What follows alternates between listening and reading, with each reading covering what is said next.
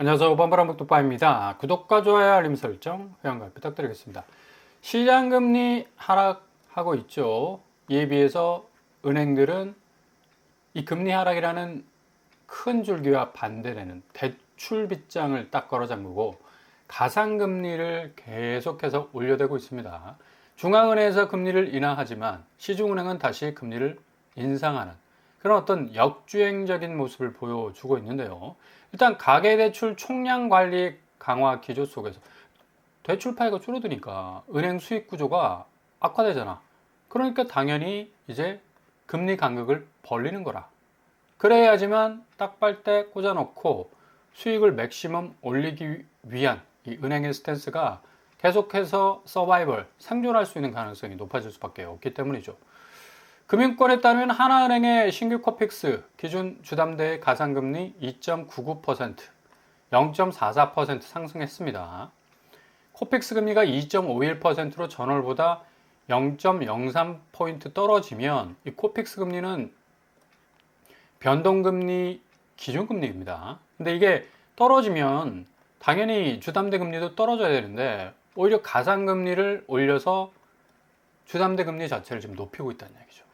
결국에 가서는 금리가 가장 큰 관건이 돼서 앞으로 이 부동산 시장에서 자금 경색은 대출 규제뿐만 아니라 기존의 차주들, 대출을 미리 땡겨 쓴 사람들 후폭풍, 쓰나미로 몰려올 가능성이 아주 크다는 얘기죠. 전혀 예상치 못했다라는 황당한 반응도 보이고 있지만 어차피 고금리 시대에 초저금리 시대로 되돌아갈 수 있는 그런 분기점은 절대 오지 않는다. 이런 식으로 계속해서 금융권은 금리 부분에서 압박을 가해 올 겁니다. 우리은행 역시도 신규 코픽스 기준 주담대 가상금리 0.01% 올렸죠. 5년 고정 주담대 가상금리도 1.94, 0.02% 상승을 했고요. 그러니까 시중은행 모든 은행의 스탠스가 이렇단 얘기예요. 그러니까 기준금리가 되는 그 금리들이 하향화되면 당연히 주담대 금리를 끌어내려야 되는데 안 된다는 얘기죠. 수익성 떨어지니까. 일단 또 대출 규제라는 분위기도 있고 해서 가상금리를 우회적으로 땡겨와가지고 펌프질을 하기 때문에 앞으로 이 영끌 받은 사람들, 몰빵해서 부동산 급하게 집 산 사람들 굉장한 금리 폭풍에 시달릴 가능성이 어느 때보다도 높아졌다. 이게 그냥 과거형으로 끝나는 것이 아니라 현재 진행형이죠. 미국의 트럼프가 계속적으로 연준을 폭격하고 있지만 연준에서는 여전히 강한 기조로서 파월을 중심으로 해서 기준금리 동결이라는 어떤 수순으로 갈 가능성이 아주 커졌고요. 지금 잭슨홀 연설 22일 앞두고 있는데 파월이 사면 초과라는 그런 기사까지도 등장하고 있습니다.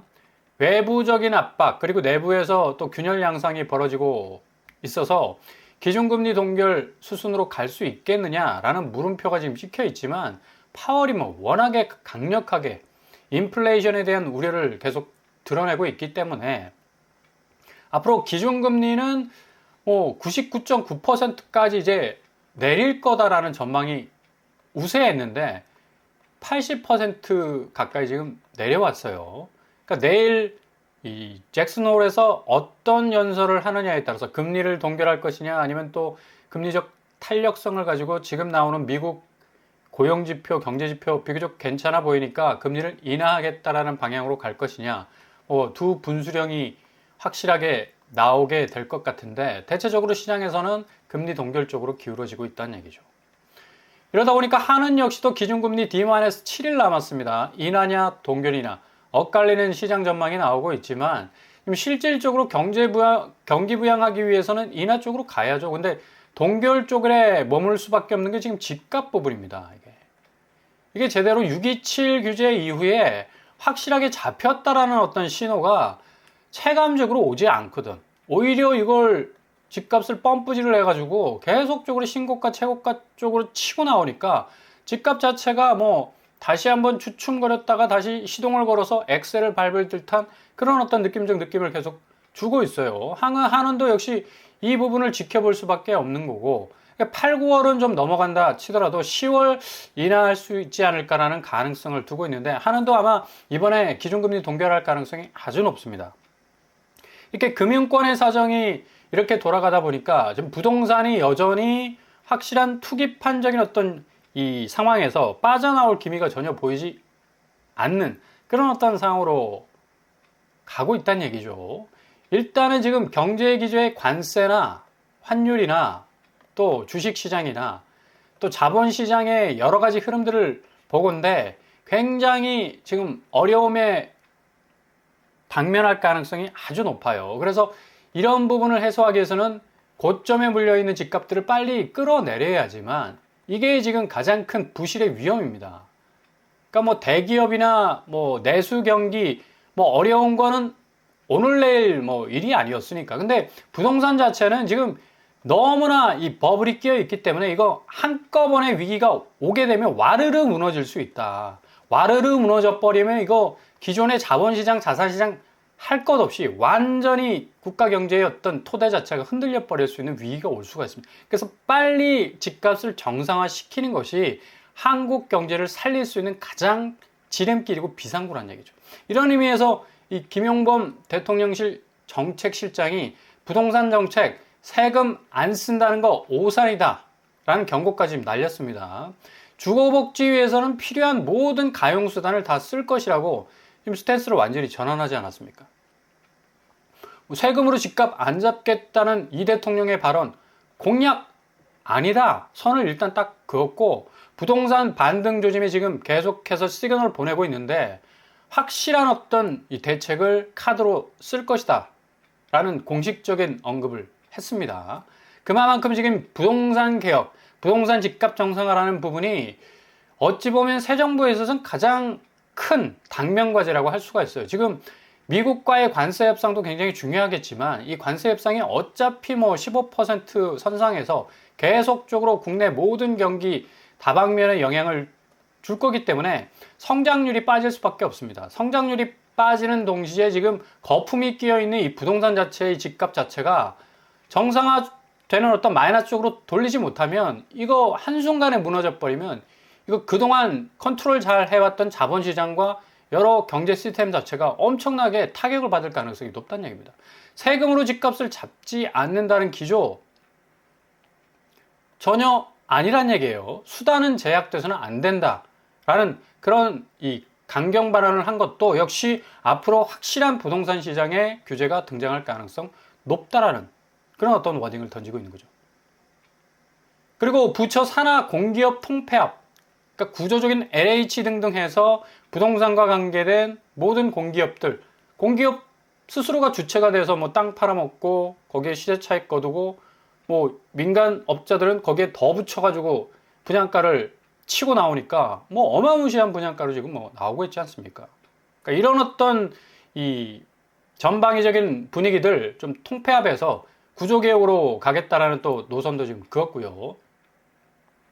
이런 상황에서 지금 잠실루엘이 뭐 현금 부자들만 신났다, 청약 막이 올랐다, 뭐 이런 기사들이 나오고 있는데 로또 청약이라고 다시 부르고 있죠. 10억 시세 차익이 기대된다고 하지만 현금이 12억 정도 필요합니다. 이게 전용 74제곱 기준으로 분양가가 18억이기 때문에 6억 정도의 뭐 만땅 엄청난 대출을 뽑아내서 그냥 뭐 현금 박치기로 들어갈 사안도 아니죠. 이게 6억 상한선에 딱 걸려있기 때문에 12억 현금, 자기 현금이 필요하다는 얘기예요. 물론 주변 대비 저렴하지만 엄청나게 높은 진입장벽을 가지고 있는 거라. 4호 타입이 12억이고 74 타입이 18억입니다. 6억 대출 뭐 만땅으로 받는다 하더라도 12억 들고 와야 되는데, 아니 솔직히 대한민국에 살면서 12억 현금 박치기 할 수 있는 사람 얼마나 되겠습니까? 또 무주택자 중에서 이런 어떤 이 필요 충분 조건을 갖추고 있는 사람 대부분 전세 아니면 월세고, 그리고 그동안 가용해왔던 전세자금 차곡차곡 모아놓으신 분들도 아니 12억 정도 현금을 가지고 있으면 이거 뭐 어마무시한 현금 부자 아닙니까? 이런 사람들이 잠실루엘에 진입을 할 수 있는 자격 조건을 갖춘다는 것도 참 웃긴 얘기죠. 근데 이게 지금 일반 공급에서 1주택자에게 추첨으로 돌아가는 물량이 있어. 이게 12가구 정도 됩니다. 12채. 그래서 상급지로 갈아타려는 사람들의 어떤 1주택자들의 굉장한 어떤 이 진입 시도가 예상이 되고요. 아무튼 잠실의회 같은 경우는 이렇게 분양가가 비쌈에도 불구하고 분양가 상한제라는 가격표를 달았다라는 기저에 깔린 그런 어떤 인식 때문에, 그리고 1주택자가 12채 정도가 추첨으로 100% 추첨으로 돌아갈 가능성도 있어서 상당히 많은 사람들이 몰릴 가능성도 높다는 얘기입니다. 근데 실질적으로 6억 이빠이 대출 받아가지고 매월 갚아야 하는 금액 보세요. 거의 뭐 이게 지표적으로 300만 원이지 체감적으로는 한 4, 500 될 겁니다. 그리고 6억 받잖아? 이자가 7억 8천, 거의 8억이야. 배보다 배꼽이 더 크지. 결국에 내가 6억 갚는 게 아니라 13억을 갚아야 됩니다. 14억. 자, 10억 로또라고 그랬지? 잠실의뢰이 주변 시세 대비 10억 로또라고 그랬죠. 근데 6억 대출 딱 받아버리면 이거 마이너스 4억 나와. 내가 14억 갚아야 되는데? 액면적으로 보자면 내가 10억 차익 거둔 것 같지만 실질적으로 내가 끌고 가야 하는 자금의 궤적은 어마무시하게 이건 뭐 무거울 수밖에 없다라는 얘기입니다. 그러니까 함부로 대출 받으면 안 된다는 얘기죠. 그래서 많은 사람들이 계산기 두드려 가지고 지금 공공분양에다가 엄청나게 몰빵을 하고 있는데, 과천주암 C2 블록 여기 사전 청약자가 96.5% 본청약 신청을 했습니다. 19가구만 포기를 해버렸어요. 이거 뭘 말하느냐? 어느 정도 강남 입지도 나오고 서울 접근성이 좋은 경기도 내 아파트 꼭 잡겠다는 얘기죠. 뭐 본청약 시에 추정치 분양가보다 뭐 1억 정도 오르는 그런 뭐 깜짝 놀랄 만한 어떤 분양가 상승분도 있었지만 결국에 가서는 다 본청약에 올인을 한다는 얘기입니다. 앞으로 더 신축 분양가가 오르면 오를랐지 지금보다 뭐 낮아질 가능성이 없어 보이니까 사람들이 이런 대안을 선택할 수밖에 없는 거고요. LH가 과천주암 시티블록 우리 뭐 여러 번 소개해 드렸고, 뭐 기회가 되신다면 꼭 신청하시라고 제가 말씀을 드렸었어요. 96.5%가 신청했어. 본청약 포기한 사례는 19가구, 3.5%에 그쳤다는 거. 그러니까 그만큼 좋다는 얘기죠. 그러니까 우리 채널에서도 늘 언제나 5억 이상은 소개해드리지 않는다. 뭐 민간 분양이나 공공 분양이나 그거 이상 받아버리면 아무 의미가 없어. 앞으로 집값 더 떨어질 건데. 그죠? 그래서 경기권은 한 3, 4억대, 서울권 한 4, 5억대. 딱 좋습니다. 그 안전 풀 안에서 뭔가 진입을 시도하는 것도 굉장히 합리적으로 좀 보이는 거고요. 그리고 수도권 공공분양도 남양주진접 A1 블록 거의 뭐 17대 1 아닙니까? 화성동탄 C14블록 여기는 또 엄청나게 입지 좋잖아. 엎어지면 코달 때 또 동탄역이 딱 버티고 있으니까 75대 1을 찍었어요. 그죠? 그러니까 이렇게 우회적 선택지를 정하는 사람들이 점점 늘어나고 있다는 얘기예요. 그래서 뭐 엄하게 그냥 민간 분양, 콕 깨이는 분양, 분양가 상한제 적용됐으니까 잠실내 너 누구나 다 뭐 당첨되면 뭐 10억 로또니까 로또 맞을 준비, 천만에이죠. 그거 완전히 본질을 흐리게 하는 겁니다. 실질적으로 내가 대출 받아버리면 그 폭풍이 더 커.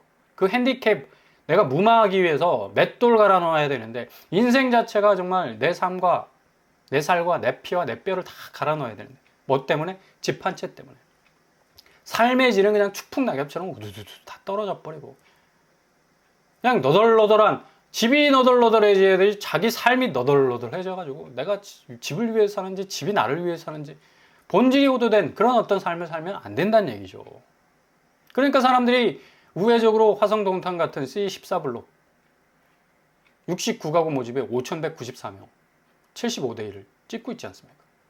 그러니까 요런 쪽으로 좀 이동을 하시라 늘 말씀을 드렸죠. 남양주 진접 A1 블록도 355가구에 5,784명. 여기 비교적 이 남양주 쪽에서도 교통호재를 좀 물고 있는 그런 어떤 입지를 가지고 있어서 많은 사람들이 이렇게 모인 것 같습니다. 뭐 본청약에서 분양가가 굉장히 뭐 많이 올랐다는 평가도 받고 있지만 실질적으로 민간 분양가에서 올리는 분양가하고는 비교해 볼 때 그래도 뭐 낮은 분양가라고 평가를 받고 있으니까요. 그리고 구축도 이제 본격적인 하락세로 지금 접어들고 있어요. 전혀 뭐 집값이 떨어지지 않았다. 뭐 부동산 문 열고 들어보니까 똑같다라고 하지만 내고상에서 당사자, 정말 내가 집을 살 거라는 진성거래자들은 금매가 딱 나와버리면 그 집주인들이 3석 낮춥니다. 엄청나게 낮춰서 내고를 해서 집값을 던지고 나오는 분위기야. 그러니까 전혀 집을 살 의향이 없는 사람한테 누가 공인중개사 사장이 실질적으로 내고 가능한 가격을 알려주겠냐고. 아니, 집값 안 떨어졌어요. 그대로예요. 오히려 더 올랐는데요. 당연히 물건 들어온 그 집주인 카바치기 위해서 그런 얘기 할 수밖에 없는 겁니다. 그냥 부동산 문 열고 그냥 겉핥기식으로 쓱 분위기 흐르는 건 아무 의미가 없다.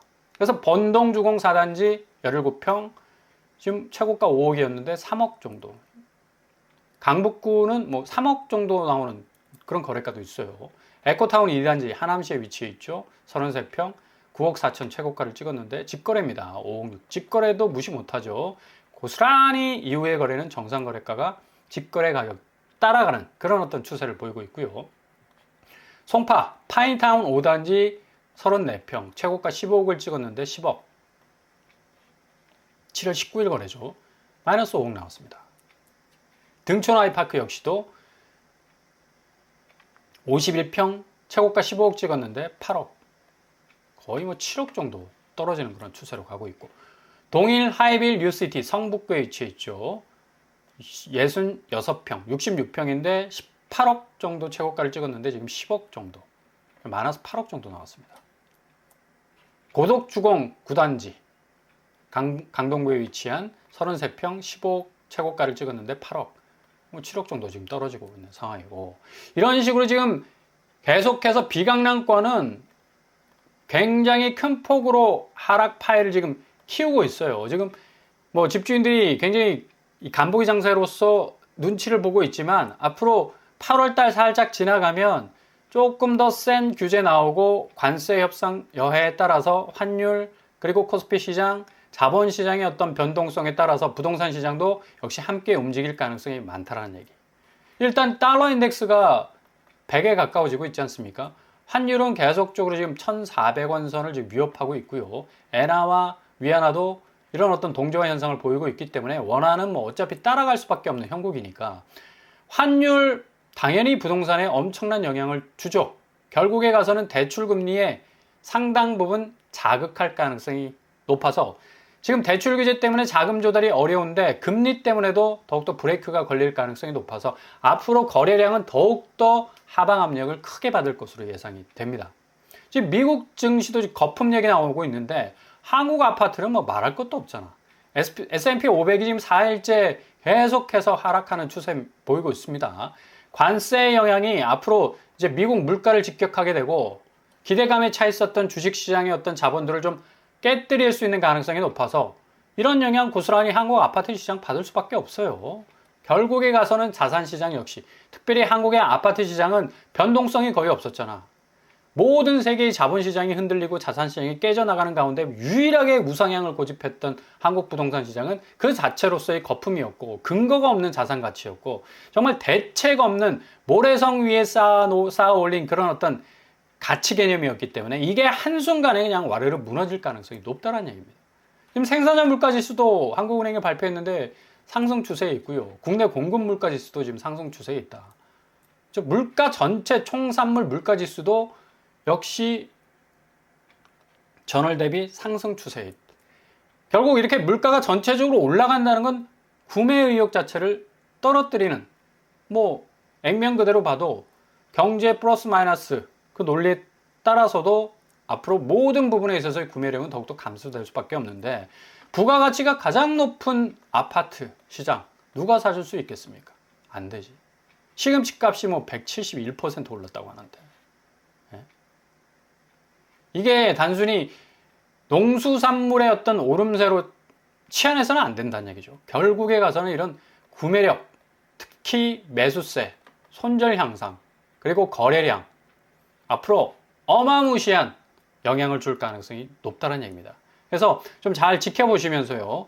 우회로와 틈새 늘 노리시라 말씀드렸죠. 벌써 사람들이 눈치챘어. 그래서 공공분양 뭐 20대 1, 50대 1, 70대 1 찍고 있잖아. 그리고 금리 부분 잘 지켜보시고요. 이 금리가 앞으로 이 한국 아파트 시장에 엄청난 아킬레스건으로 작용할 가능성 어느 때보다도 높다고 할 수가 있겠습니다.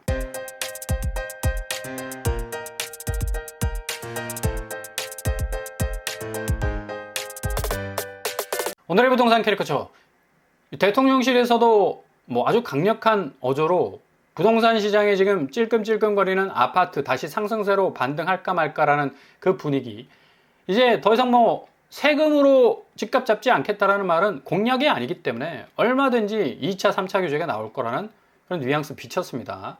앞으로 아파트 시장 확실히 고점에 잡아버리면 영끌했다가는 큰 오산이 될 수 있고 오판이 될 수 있다는 것을 고스란히 보여주는 그런 대목의 한 장면일 수 있겠습니다. 잘 지켜보시면서 기회를 잡으실 수 있길 바랍니다. 오늘도 응원합니다. 항상 여러분의 길이 꽃길만 되실 수 있길 바랍니다. 이상으로 뻔뻔한 복덕방을 마치겠습니다. 구독과 좋아요 부탁드립니다. 감사합니다.